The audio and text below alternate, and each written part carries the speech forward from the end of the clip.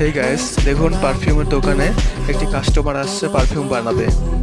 একটি স্যাম্পল নিয়ে আসছে আর দোকানদারকে বলছে যে এরকম একটি পারফিউম বানিয়ে দিতে পারবেন। দোকানদার চেক করে বলতেছে হ্যাঁ পারবে, একটু অপেক্ষা করতে বলতেছে। দোকানদার সরাসরি এরকম একটি পারফিউম বানাইতেছে। দেখুন অনেক সুন্দরভাবে আস্তে আস্তে একদম সেম ভাবে একটা সুন্দর একটা পারফিউম বানিয়ে দিবে।